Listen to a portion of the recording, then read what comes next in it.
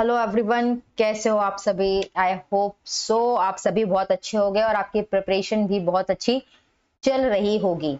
हमने chapter 1 introduction of accounting पूरा complete कर लिया with true false and MCQ.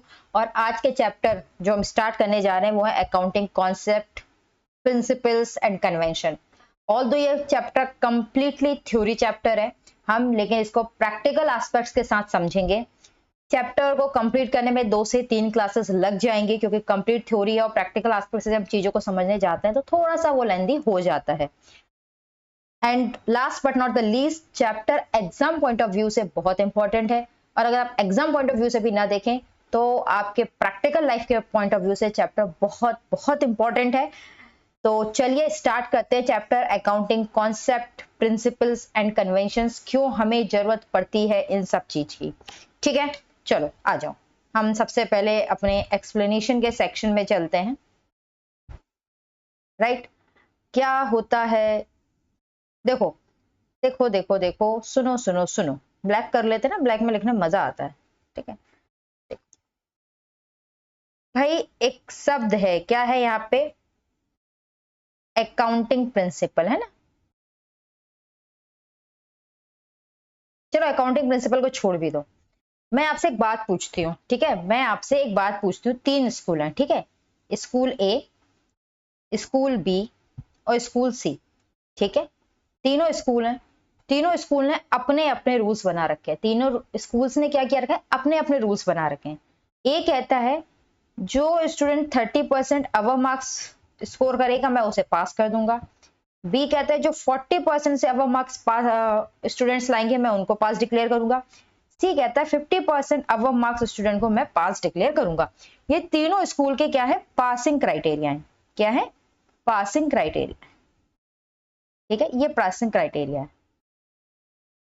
अब तीनों स्कूल के पासिंग क्राइटेरिया को आप देखो अलग है, इसका 30% है, इसका 40% है, इसका 50% है। ठीक है, तो अब एक बात बताओ, जब पासिंग परसेंटेज आएगा, कहते हैं ना स्कूल का पासिंग परसेंटेज की अगर मैं बात करूं तो किसका पासिंग परसेंटेज ज्यादा होगा। यहाँ 30% भी अगर स्टूडेंट लाएगा तो पास हो जाएगा। तो मान के चलो इसका रिजल्ट आया 98%, ये 40% अब कह रहा था तो इसके यहाँ का जो रिजल्ट आया वो आ गया 90%, और यहाँ 50% अब था तो यहाँ स्कूलों ने जो बच्चे पास हुए वो था 85%। अब मैं आपसे कह रही हूं कि आप मुझे इसके बेसिस पे, अब आप मुझे इसके बेसिस पे बताओ विच स्कूल इज परफॉर्मिंग बेस्ट, कौन सा स्कूल बहुत अच्छा परफॉर्म कर रहा है। मैंने आपसे पूछा बताओ कौन सा स्कूल अच्छा परफॉर्म कर रहा है। ठीक है, तो आप सिंपली क्या करोगे, आप देखोगे कि यार हाँ इसका 98% क्या है, पासिंग परसेंटेज हाईएस्ट है, तो this school is performing better, ये स्कूल सबसे अच्छा परफॉर्म कर रहा है। अगर रैंकिंग देने की बात है तो ये पहली रैंकिंग, ये दूसरी रैंकिंग, ये तीसरी रैंकिंग। आपको कुछ नहीं, ठीक है, आप यही कहोगे ना। अब आप मुझे एक बात बताओ, क्या ये सही तरीका है, क्या एक ये सही तरीका है। एक से कह रहे हो तुम 30% पे पास हो जाओगे, एक कह रहा है कि मैं 40% पे स्टूडेंट को पास करता हूँ, एक 50% पे। भाई तीनों ने अपने लिए अलग अलग स्टैंडर्ड सेट कर रखे ना, इसका स्टैंडर्ड अलग है, इसका स्टैंडर्ड अलग है, इसका स्टैंडर्ड अलग है। यानी तीनों स्कूलों ने क्या कर रखा है, डिफरेंट रूल है ना, डिफरेंट रूल है। तो ऐसे में कंपैरिजन किया जा सकता है क्या, ऐसे में कंपैरिजन करना ठीक है क्या। तो आप मुझे बताओ ये जो आपने कंपैरिजन किया, क्या ये कंपैरिजन फेयर है, is this comparison is fair, नहीं है ना। Is this comparison is fair,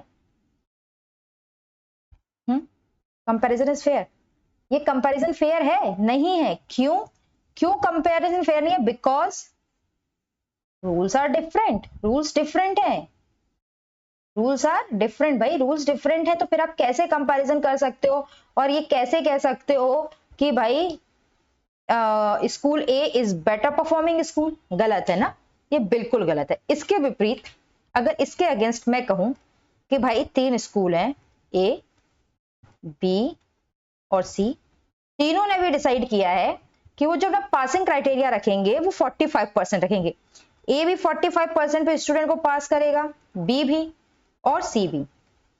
ठीक है, अब जब ऐसा कर दिया तो हुआ क्या, ए का जो पासिंग क्राइटेरिया था वो गिर गया, ए का जो पासिंग परसेंटेज था वो गिर गया 70% पे, बी का पासिंग परसेंटेज जो था वो भी आपका थोड़ा सा गिर गया, मान लो ये आपका गिर गया 88% पे, और सी का जो था 85 वो बढ़ के चला गया 91% पे, राइट। क्यों भाई, पहले 50% बच्चे क्या हो रहे थे, पास हो रहे थे, और अब जो 45% लाए वो भी है, तो डेफिनेट सी बात है इनका क्या हो जाएगा, पासिंग क्राइटेरिया, पासिंग परसेंटेज बढ़ जाएगा।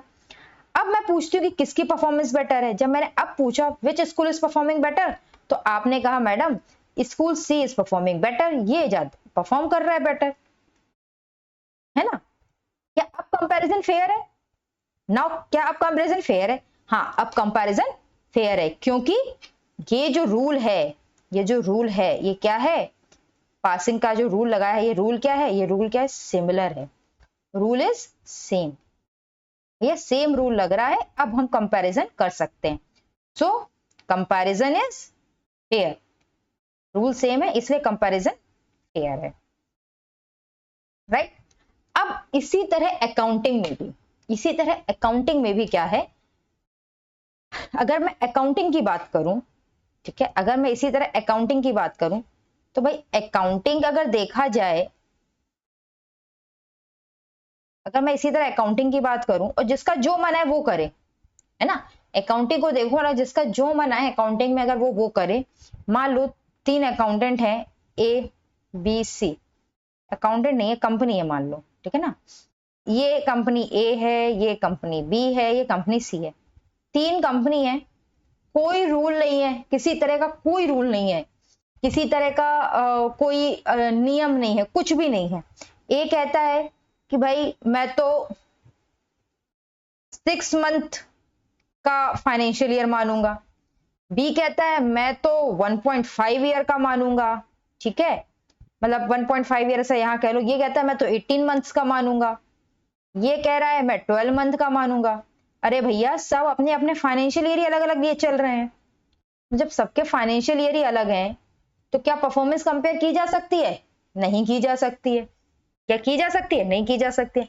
अब ये एक बात हो गई, ठीक है, इसी तरह क्या हुआ दूसरा केस, ईबीसी, 3 कंपनीज हैं, अब तीनों का बनाया, अपने हिसाब से चलना है, ये कह रही है कि भाई मैं, मेरा मन करेगा, जब मन करता है ए का ये कैश सिस्टम फॉलो कर लेती है, जब मन करता है अक्रूवल फॉलो कर लेती है, बी कहती है मैं सिर्फ और सिर्फ अक्रूवल फॉलो करूंगी, सी कहती है मैं सिर्फ और सिर्फ कैश सिस्टम फॉलो करूंगी, ठीक है, मतलब जब जो मन होता है करेंगे, ठीक है, कोई एक मेथड ये फॉलो नहीं कर रहे, ठीक है। तो अब एक बात बताओ, जब सब अपना अपना अलग अलग मेथड फॉलो करेंगे, सब अपने अपने रूल्स चलाएंगे, ठीक है, तो क्या ये सही है? क्या आप कंपैरिजन कर सकते हो परफॉर्मेंस को, एक दूसरे से परफॉर्मेंस को कंपेयर कर सकते हो? चलो इसमें भी अब एक ही मर्जी क्या चलती है, कभी वो 6 महीने का फाइनेंशियल मान लेता है, कभी 1 ईयर का फाइनेंशियल मान लेता है, कभी मन करता है तो वो 18 मंथ्स का फाइनेंशियल ईयर मान लेता है। तो भाई ये क्या मर्जी चला रखी है, कोई रूल है, कोई नियम है या नहीं है? तो ये गलत है ना। तो इसीलिए अकाउंटिंग में भी क्या लेकर आए, अकाउंटिंग में भी लेकर आए प्रिंसिपल, क्या लेकर आए, प्रिंसिपल लेकर आए, जिसको अपन ने क्या बोला, अकाउंटिंग प्रिंसिपल, जिसको हमने बोला अकाउंटिंग प्रिंसिपल, ताकि सब लोग same set of rules follow करें, क्या करें, सेम सेट ऑफ रूल्स को फॉलो करें, ठीक है, सेम सेट ऑफ रूल्स को फॉलो करें, इसलिए हम लेके क्या है, अकाउंटिंग प्रिंसिपल। आपको समझ में आ गई कि अकाउंटिंग प्रिंसिपल क्यों है? अकाउंटिंग प्रिंसिपल आया है ताकि सब same set of rules follow करें, यहां पे एक क्या आ जाए, यूनिफॉर्मिटी आ जाए, इसकी वजह से क्या आएगी, यहाँ पे लिख देते हो, इसकी वजह से क्या आ जाएगी, एक यूनिफॉर्मिटी आ जाएगी, सब एक ही जैसा काम कर रहे होंगे, सिमिलैरिटी आ जाएगी, है ना। ये सब लाने के लिए यूनिफॉर्म, सिमिलैरिटी नहीं, स्टैंडर्डाइजेशन आ जाएगा, एक स्टैंडर्ड हो जाएगा चीजों को करने का ना, यूनिफॉर्मिटी, एक स्टैंडर्ड आ जाएगा। तो ये सब लड़ने के लिए क्या लाया गया, अकाउंटिंग प्रिंसिपल को डेवलप किया गया। आ जाओ अब एक बार बुक में आते हैं और हम पढ़ते हैं कि क्या है। ओके चलो आ जाओ।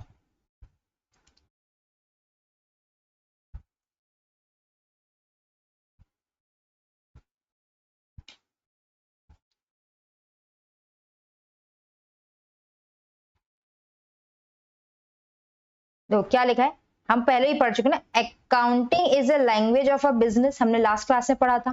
And financial statement prepared by the accountant communicate financial information to the various stake holder.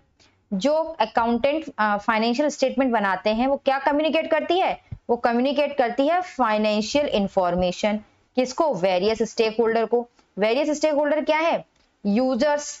Stake holders को होते हैं users, interested in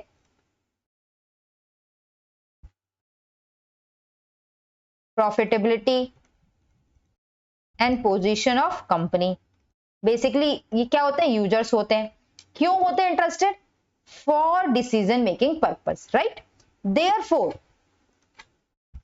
therefore it is important that financial statement prepared by different organization, इसलिए important है जो financial statement prepare किया जा रहा है डिफरेंट ऑर्गेनाइजेशन के द्वारा, वो क्या हो, should be prepared on uniform basis, वो एक जैसे तरीके से बनाया जाए। There should be consistency over period of time, consistency हो जाए। मैंने आपको एक एग्जांपल दिया, बी ए क्या कर रहा है, कभी 6 महीने का फाइनेंशियल ईयर मानता है और फाइनेंशियल स्टेटमेंट बना देता है, कभी 1 साल का फाइनेंशियल ईयर मानता है फाइनेंशियल स्टेटमेंट बनाता है, कभी 1.5 साल का। जब जो बनाता है उतने ईयर का या उतने टाइम पीरियड का वो फाइनेंशियल स्टेटमेंट बना देता है, ये गलत है, कंसिस्टेंसी नहीं है। तो क्या, there should be consistency over a period of time in preparation of these financial statement, ठीक है। If every accountant start following his own norms and notion of accounting of different item, then there will be an utter confusion। मैंने भी यही कहा था, अगर accountant अपने मन की करने लगे, हर अकाउंटेंट अपने अपने मन की करने लगे, तो क्या होगा, यहाँ पे बहुत कंफ्यूजन हो जाएगा, फिर आप फाइनेंशियल परफॉर्मेंस को कंपेयर नहीं कर पाओगे। क्या लिखा है आगे, to avoid confusion and to achieve uniformity accounting process is applied within a conceptual framework of generally accepted accounting principle। इस कंफ्यूजन को अवॉइड करने के लिए और यूनिफॉर्मिटी लाने के लिए अकाउंटिंग प्रोसेस को अप्लाई किया गया एक कॉन्सेप्चुअल फ्रेमवर्क के अंदर, जिसको क्या कहा गया, जनरली एक्सेप्टेड अकाउंटिंग प्रिंसिपल। अगर मैं आपको बहुत सिंपल लैंग्वेज में बताऊं तो जीएपी क्या है, जीएपी क्या है, ये क्या है, अकाउंटिंग प्रिंसिपल्स हैं, ठीक है, क्या है, अकाउंटिंग प्रिंसिपल्स ही हैं, ठीक है, प्रिंसिपल ही है, अकाउंटिंग प्रिंसिपल ही है, जो कि एक्सेप्टेड कर लिए गए हैं all over the world, accepted हैं अराउंड द वर्ल्ड, मतलब सबने मान लिया भैया अकाउंटिंग होगी तो इसी तरीके से होगी, तो इसे एक्सेप्ट कर लिया गया है, ठीक है।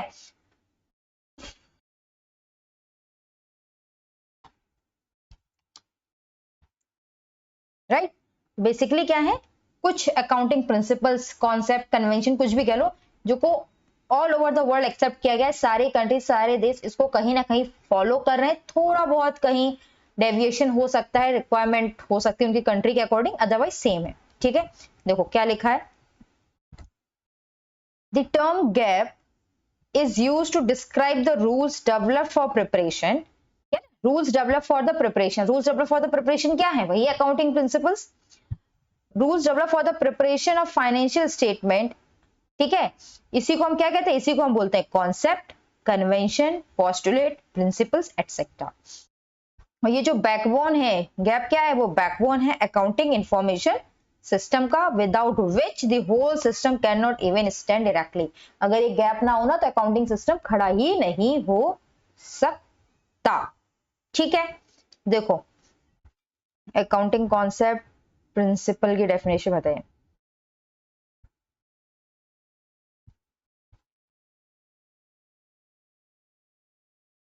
ठीक है, समझ में आ गया। यहाँ पे देखो आगे भी एक चीज लिखी हुई है आपके लिए, मैं बता दूं,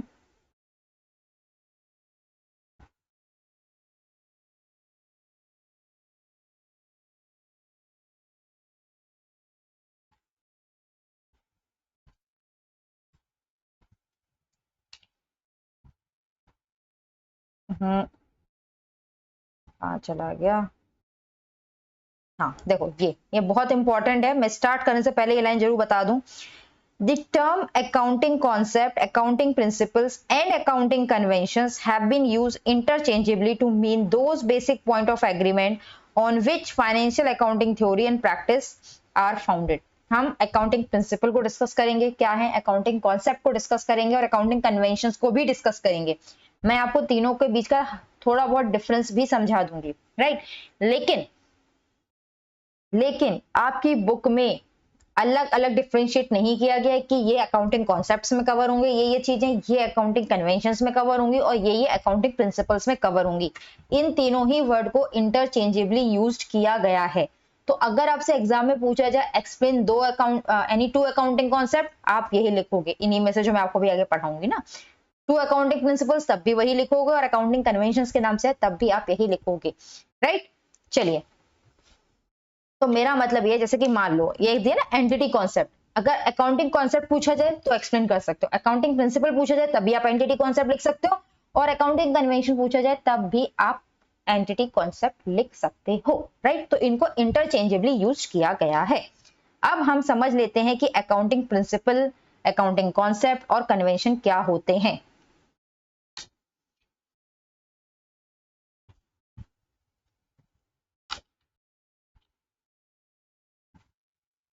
ठीक है, चलो आ जाए, करें, है ना। चलो,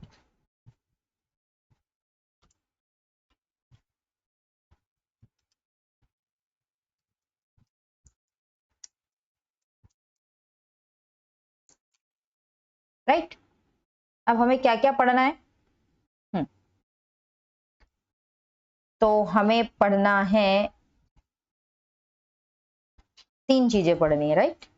हमें तीन चीजें पढ़नी है और हम तीनों चीजों को बहुत अच्छे से और बहुत आराम से पढ़ेंगे।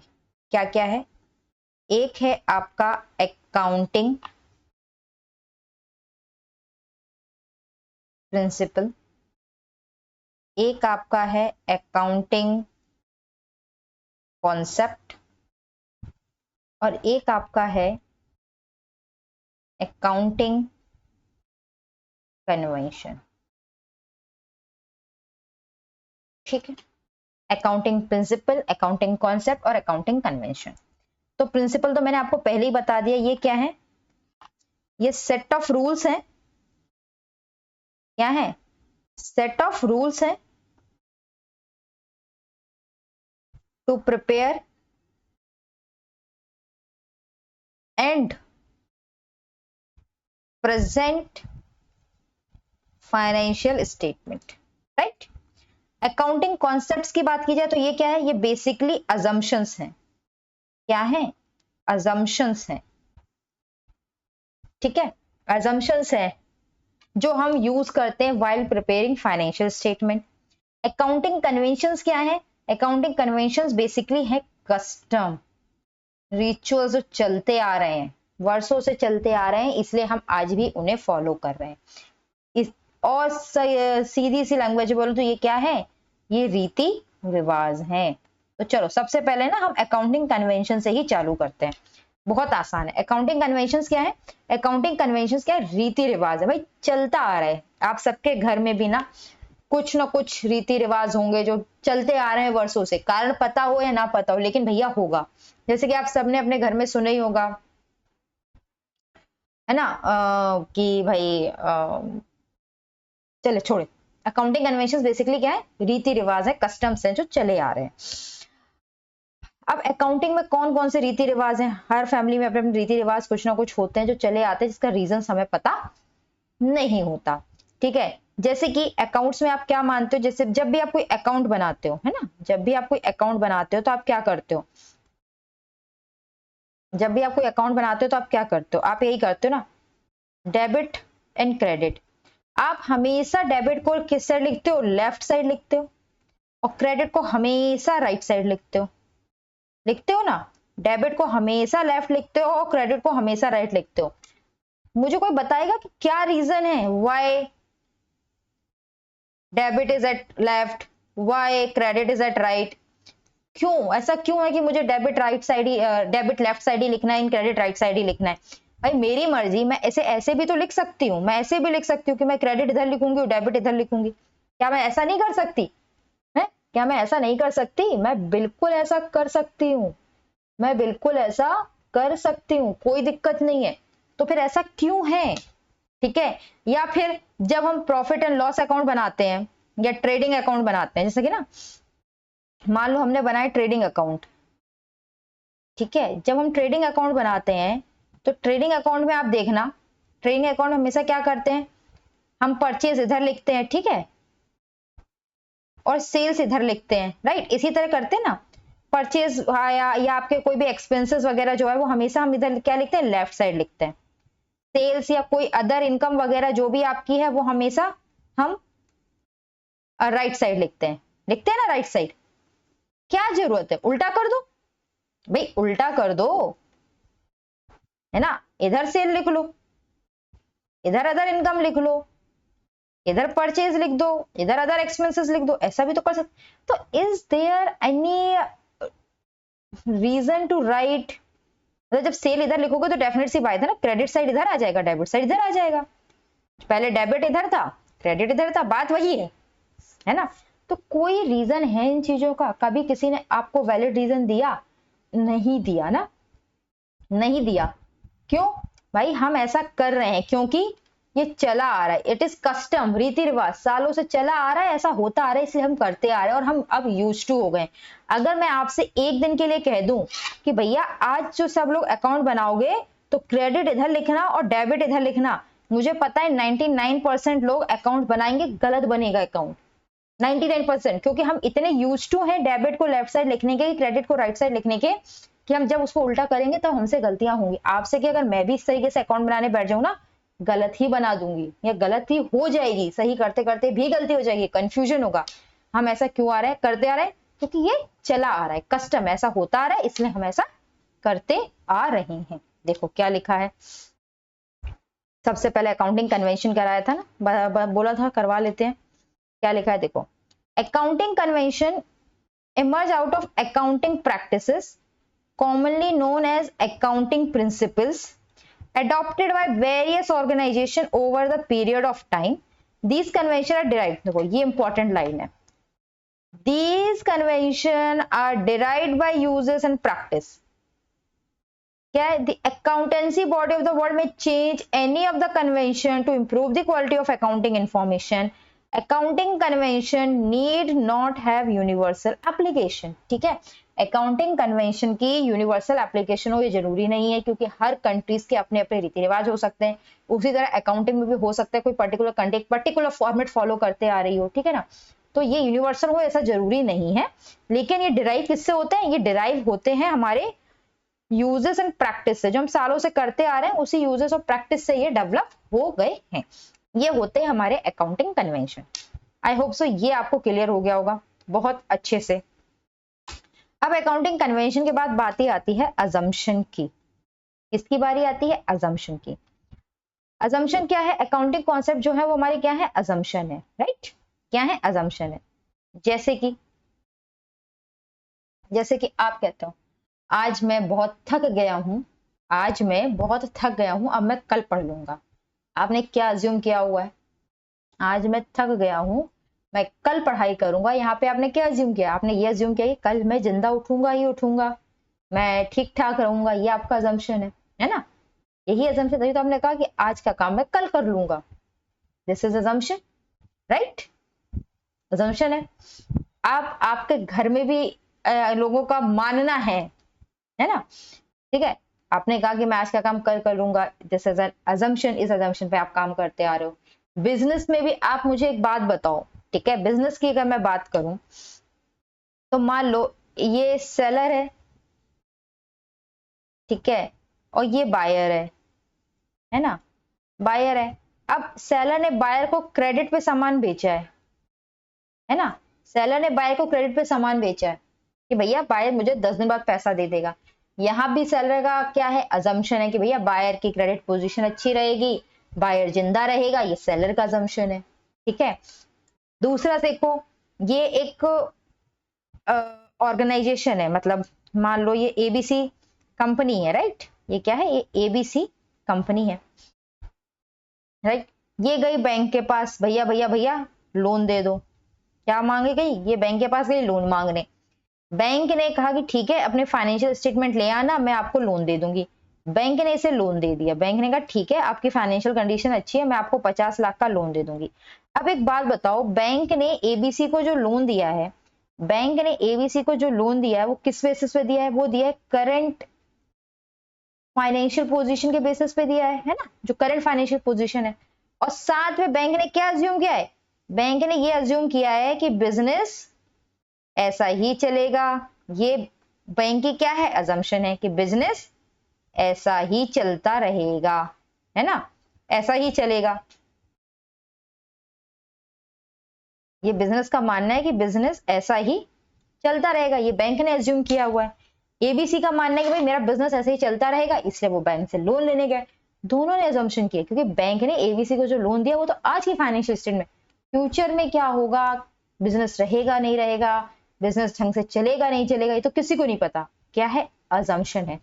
तो हम जब भी बुक्स ऑफ अकाउंट्स बनाते हैं तो हम उसमें एक अजम्पशंस को बहुत ज्यादा यूज करते हैं, जैसे कि वो अजम्पशन क्या है, वो अजम्पशन कहलाता है going concern. Going concern assumption मतलब बिजनेस तो चलता रहेगा, बिजनेस चलता रहेगा। इसी अजम्पशन के बेसिस पे हम क्या करते हैं, हम अकाउंट्स बुक प्रिपेयर करते हैं, ठीक है ना। इसके बेसिस पे हम क्या करते हैं, हम अकाउंट्स की बुक प्रिपेयर करते हैं, हम अकाउंटिंग करते हैं कि भाई बिजनेस चलता रहेगा, राइट। क्योंकि भाई कोई भी व्यक्ति बिजनेस क्या चाहता है, बिजनेस ये चलता रहे, यही चाहता है ना। तो हम अकाउंटिंग करते वक्त भी यही मान के चलते हैं कि बिजनेस चलता रहेगा फॉर अ फ्यूचर। भाई आपकी सारी कंडीशन अच्छी है, यहाँ एबीसी की कंडीशन अच्छी है ना, बट हो सकता है कल के दिन कंडीशन खराब हो जाए, है ना, हो सकता है कल के दिन कंडीशन खराब हो जाए, इकोनॉमिक क्राइसिस आ जाए, किसी कंट्री के साथ वॉर हो जाए, कोरोना जैसा कोई बीमारी आ जाए, कुछ भी हो जाए, तो हो सकता है कि इसका बिजनेस फ्लॉप हो, मतलब इसका बिजनेस की कंडीशंस बिगड़ जाए, फाइनेंशियल पोजीशंस बिगड़ जाए।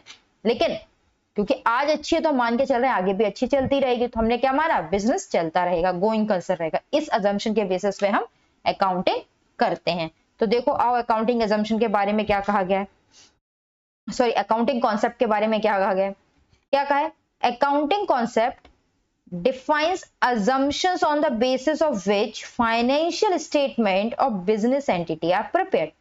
Certain concepts are perceived, कुछ perceived हैं, कुछ assumed हैं and accepted हैं in accounting to provide unifying structure and internal logic of accounting process. Word concept का मतलब ही क्या होता है, ठीक है, the word concept means idea or notion which has universal application. भैया कॉन्सेप्ट का मतलब होता है एक ऐसा आइडिया नोशन जिसको यूनिवर्सली एक्सेप्ट किया गया है। तो कॉन्सेप्ट और कन्वेंशन में एक चीज डिफरेंट है, कन्वेंशन रीति रिवाज हैं जो यूनिवर्सली एक्सेप्टेड नहीं है, ठीक है, क्योंकि हर कंट्री के अपने रीति रिवाज हो सकते हैं, हर कंट्री के चलने के कुछ अपने कस्टम्स हो सकते हैं, जिसके कारण अकाउंटिंग के कन्वेंशंस भी डिफरेंट हो सकते हैं, right.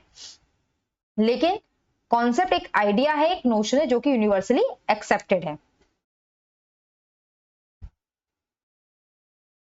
Concepts are those basic assumptions and conditions which form the basis upon which accountancy has been laid. Unlike physical science, accounting concepts are only result of broad consensus. These accounting concepts ले दा बस, बाकी सारी चीजें बेकार है। समझ में आ गया। तो सबसे बड़ा अकाउंटिंग में assumption यही है कि भाई बिजनेस चलता रहेगा, गोइंग कंसर्न का assumption लेके हम बिजनेस की अकाउंटिंग करते हैं, राइट। समझ में आ गया,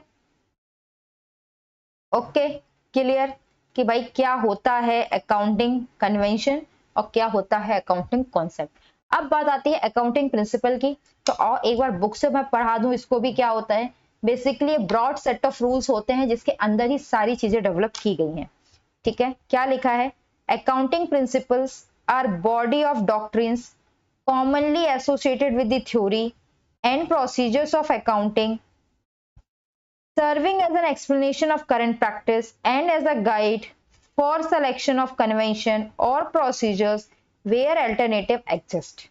भैया accounting principle set of rules है, ठीक है, जो कि हमें प्रिपरेशन ऑफ फाइनेंशियल स्टेटमेंट में मदद करती है।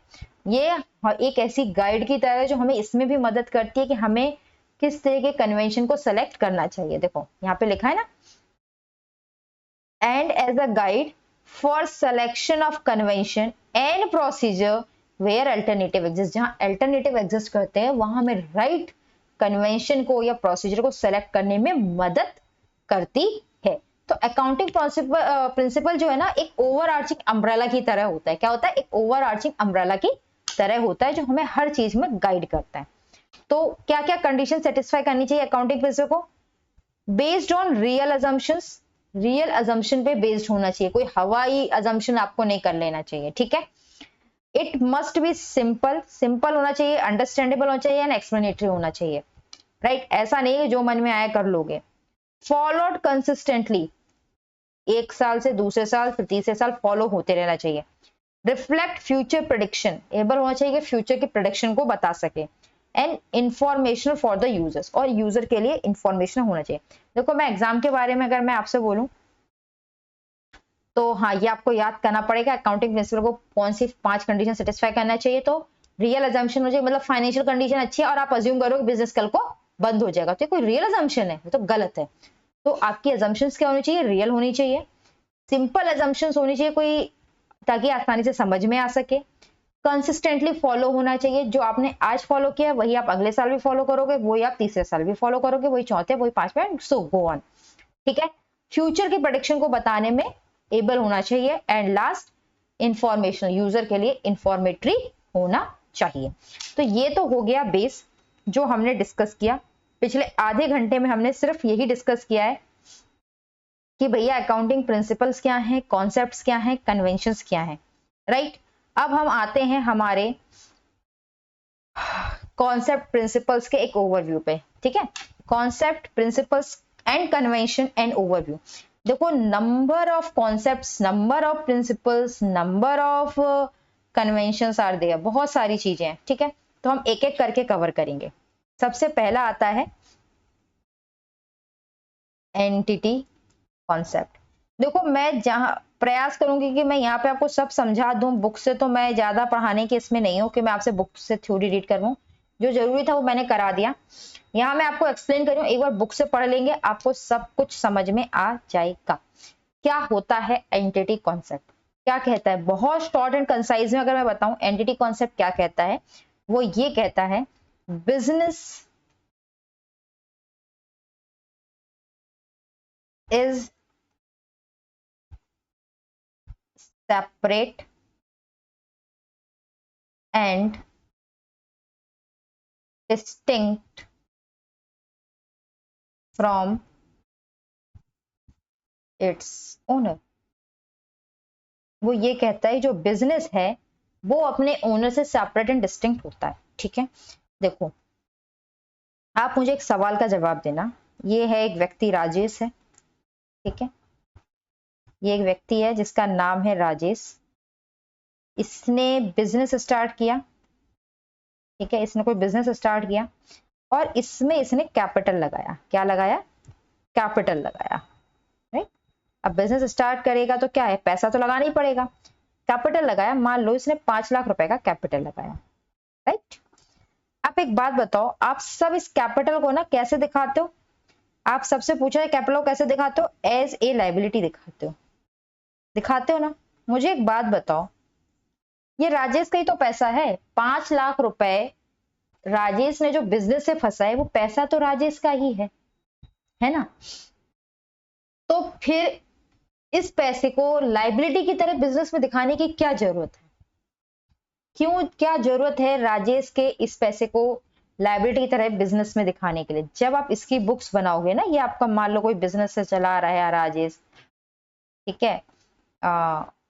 ठीक है, जब आप इसकी बुक्स बनाओगे ना, जब आप इसकी बुक्स बनाओगे तो आप बुक्स में क्या दिखाओगे? अगर मैं आपसे पूछूं बुक्स में क्या दिखाओगे, तो आप बुक्स में क्या दिखाओगे?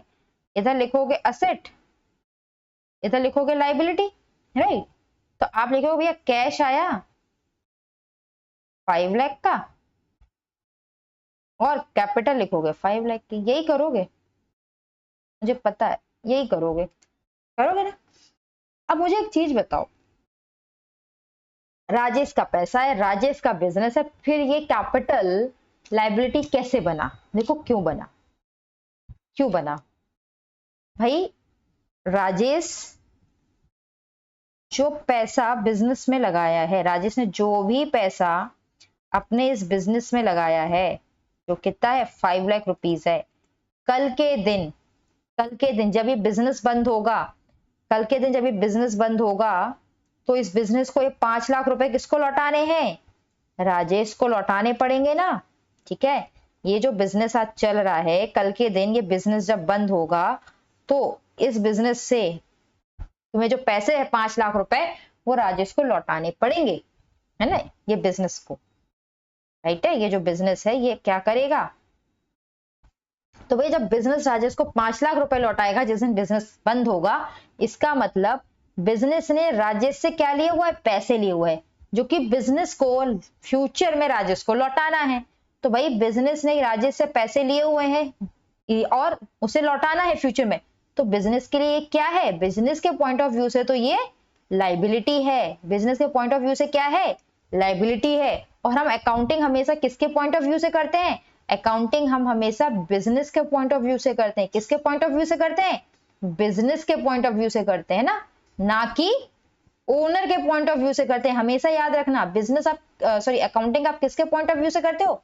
बिजनेस के पॉइंट ऑफ व्यू से करते हो, ओनर के पॉइंट ऑफ व्यू से नहीं करते हो। अगर ओनर के पॉइंट ऑफ व्यू से करोगे तो लायबिलिटी ही नहीं है ना। हम क्या मानते हैं कि बिजनेस बिल्कुल सेपरेट है और ओनर सेपरेट है। हम क्या मानते हैं कि राजेश सेपरेट है और बिजनेस भी क्या है? सेपरेट है। ये दोनों बहुत अलग अलग हैं, ये दोनों बहुत अलग अलग हैं, हम ये मानते हैं। क्योंकि ये दोनों बहुत अलग अलग हैं, इसीलिए बिजनेस को बाद में राजेश को, जो राजेश ने पैसा फंसाया है 5 लाख रुपीज, वो क्या करना पड़ेगा? रिटर्न करना पड़ेगा, लौटाना पड़ेगा। और इसीलिए हम कैपिटल को एज ए लाइबिलिटी शो करते हैं। क्या शो करते हैं? एज ए लाइबिलिटी शो करते हैं। तो एंटिटी कॉन्सेप्ट बस इतनी सी ही बात बोलता है। आई होप सो आपको एंटिटी कॉन्सेप्ट समझ में आ गया होगा। वैसे तो बुक से मैंने कहा था मैं नहीं पढ़ाऊंगी, खैर फिर भी हम चलो थोड़ा सा देख लेते हैं क्या लिखा है इसके बारे में। Entity concept state that business enterprises is separate identity apart from its owner. मैंने भी यही बोला था। Accountant should treat business, लिखा भी है, accountant should treat business as distinct from its owner. Business transaction are recorded in business books of account and owner's transaction in his personal books of account. The practice of distinguishing the affairs of business from personal affairs of owner. ठीक है, ये क्या लिखा है? Business के जो transactions होते हैं वो रिकॉर्ड किए जाते हैं बिजनेस के बुक्स ऑफ अकाउंट में, और ओनर्स के ट्रांजेक्शन रिकॉर्ड किए जाते हैं उसके पर्सनल बुक्स ऑफ अकाउंट में। ठीक है, ये लिखा भी है। Entity concept keeps business separate from its owner. In a way entity concept helps ascertain how much amount of money is due to the owner in form of his capital and share of profit earned. It also helps to perform accounting from the point of view of business and not that of owner. ठीक है, for example, example भी देख लो, ये सारी चीजें मैंने आपको बता दी हैं। For example, if a person runs a business and pay money from his own pocket for his son school fee, it will not constitute transaction in the books of business. ठीक है, ये बिजनेस का transaction नहीं माना जाएगा, क्योंकि आप अपने स्कूल, अपने बच्चे की स्कूल की फीस दे रहे हो ना, तो वो बिजनेस से रिलेटेड तो नहीं है। However, if the person withdraw money from business to pay his school fee, his son's school fee, it will constitute a transaction to be recorded in the books of business as amount withdrawn by the owner. Right? मैं इस example को एक बार समझा दूंगी। Entity concept means enterprise is liable to the owner for capital investment made by owner, since owner invested capital, which is also called a risk capital. He has claim on profit of the enterprises a portion of profit which is apportioned to the owner and is immediately payable becomes current liability in the case of corporate entities। ठीक है, मैंने आपको जो जो बताया वो सारी बातें इसमें लिखी हुई हैं और मुझे लगता है आपको समझ भी आ गई होंगी। कुछ बातें जो कि मैंने आपको नहीं बताई थी वो मैं और बता देती हूं। ये तो मैंने आपको बता दिया था, है ना, ये मैंने आपको इसके बाद ही जैसे कि एक एग्जांपल उसमें दिया हुआ है और वो एग्जांपल और मैं डिस्कस कर लेती हूँ। ओनर है, ठीक है, अब ओनर ने क्या किया, उसके ओनर ने क्या किया, अरे ठीक है, अब ओनर को अपने बच्चे की स्कूल फीस देनी थी, है ना, अपने सन की स्कूल फीस देनी थी, यहां भी देनी थी, ठीक है। अब उसने यहां पे क्या किया, आउट ऑफ हिज पॉकेट, अपनी पॉकेट से दे दिया, पैसे निकाले और दे दिया। अब क्या हुआ, ये उसने अपनी पॉकेट से दिया, तो क्या इसमें बिजनेस इन्वॉल्व है, क्या इसे बिजनेस इन्वॉल्व है, इसे बिजनेस इन्वॉल्व नहीं है, इसे बिजनेस इन्वॉल्व नहीं है। तो क्या बिजनेस की बुक्स ऑफ अकाउंट्स में आएगी ये ट्रांजैक्शन, बुक्स ऑफ अकाउंट्स में रिकॉर्ड करोगे, नहीं करोगे। लेकिन यहां पे उसने स्कूल फीस कैसे दी, उसने विड्रॉ किया, क्या किया, उसने विड्रॉ करा, money, withdraw money out of business, business से पैसा निकाला, देन पे स्कूल फीस, तब जाके स्कूल फी पे करी। या यहां पे बिजनेस से पैसा निकाला है तो यहां पे तो रिकॉर्ड करना पड़ेगा, कहां रिकॉर्ड करना पड़ेगा, बिजनेस की बुक्स ऑफ अकाउंट में। कहां रिकॉर्ड करोगे, बिजनेस की बुक्स ऑफ अकाउंट में, तो यहां तो बिजनेस की बुक्स ऑफ अकाउंट्स में आएगा, राइट। ये आप का एग्जाम्पल वो बोल रहा था, छोटा सा कॉन्सेप्ट था, ज्यादा बड़ा कोई कॉन्सेप्ट था नहीं, और मुझे लगता है आपको बहुत अच्छे से समझ में आ गया होगा एंटिटी कॉन्सेप्ट क्या बोलता है, ठीक है। इसके बाद एक और कॉन्सेप्ट आता है, आज की क्लास का लास्ट कॉन्सेप्ट होगा, उसके बाद हम अगली क्लास में बाकी कॉन्सेप्ट्स लेंगे, वो है मनी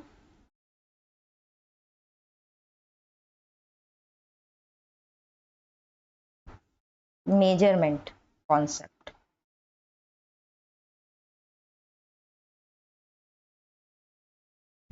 देखो मनी मेजरमेंट कॉन्सेप्ट ना मैंने आपको कल भी बताया था, अगर आपको याद हो तो मैंने कल भी आपको ना मनी मेजरमेंट कॉन्सेप्ट के बारे में समझाया था। क्या समझाया था कल, जब कल नहीं, कल मतलब फर्स्ट चैप्टर जब हम पढ़ रहे थे, सॉरी, जब हम फर्स्ट चैप्टर पढ़ रहे थे और मैंने आपको इंट्रोडक्शन ऑफ अकाउंटिंग पढ़ाया था, तब मैंने कहा था कि हम उन्हीं ट्रांजेक्शन्स को बुक में रिकॉर्ड करते हैं जिनको हम मनी के टर्म्स में मेजर कर सकते हैं। क्या, only those transactions are recorded in books, only those transaction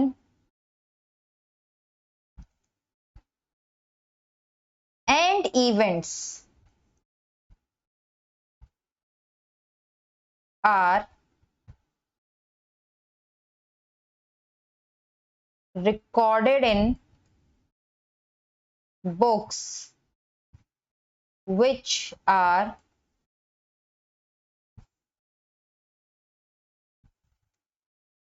measurable in terms of money, in terms of money, money के टर्म्स में, मनी के टर्म्स में जिन ट्रांजैक्शन या इवेंट्स को रिकॉर्ड कर सकते हो उन्हीं को आप बुक्स में रिकॉर्ड करते हो। जैसे कि आपने कभी भी एम्प्लॉय या मैं कहूं ह्यूमन रिसोर्स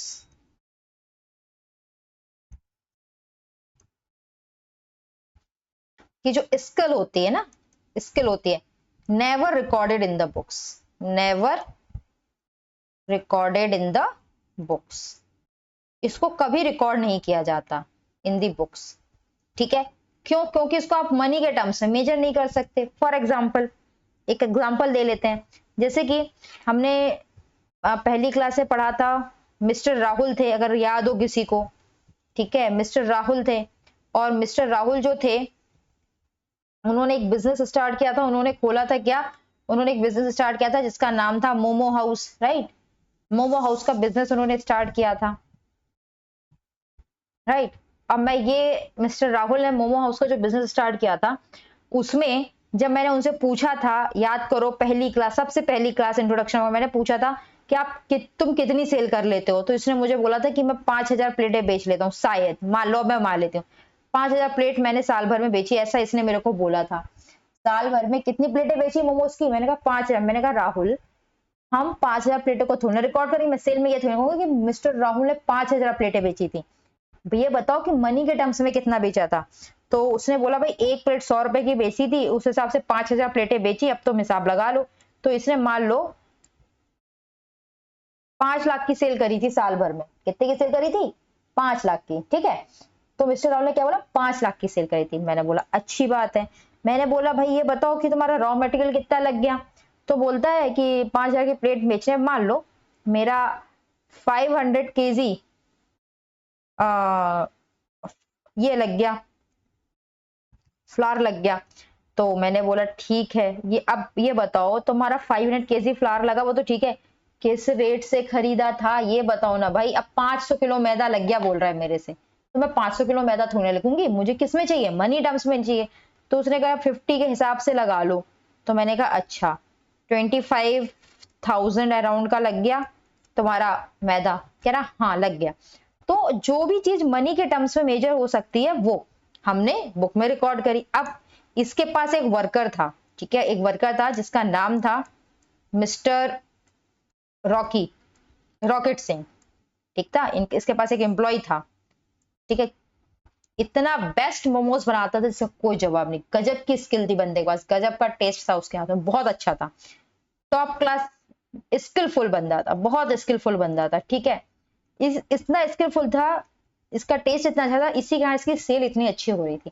लेकिन इसकी जो स्किल थी ना, मैं उसको मेजर नहीं कर सकती, I can't say mister rocket Singh आपकी जो ये स्किल है ना, इट कॉस्ट अराउंड, और या इट्स वैल्यू अराउंड 5,000 और इट्स वैल्यू अराउंड 10,000, मैं इसको मेजर नहीं कर सकती इन टर्म्स ऑफ मनी। क्या मेजरेबल है इन terms of money? It's not measurable ना, ये तो मेजरेबल नहीं है ना, आप इसको मनी के टर्म्स में मेजर नहीं कर सकते, राइट, आप इसको मनी के टर्म्स में मेजर नहीं कर सकते, तो ये कभी भी बुक्स में रिकॉर्ड नहीं होता, never ever recorded in books, ठीक है, never ever recorded in books. तो ये जो मनी मेजरमेंट का ये था वो हम पहले भी डिस्कस कर चुके हैं, समझ में आ गया कि भैया जो एम्प्लॉय की स्किल्स हैं, ह्यूमन रिसोर्सेज स्किल्स हैं, इनको हम कभी भी रिकॉर्ड नहीं कर पाते। आपकी मार्केट में कोई रेपुटेशन है तो हम उसे बुक्स में रिकॉर्ड नहीं कर पाते, जो सॉरी रेपुटेशन तो गुडविल के फॉर्म में रिकॉर्ड हो जाती है, बेसिकली एम्प्लॉय की स्किल्स वगैरह कभी भी बुक्स में रिकॉर्ड नहीं होती, क्योंकि ये मनी के टर्म्स में मेजर नहीं होती। तो यही बोलता है आपका मनी मेजरमेंट का कॉन्सेप्ट, ठीक है।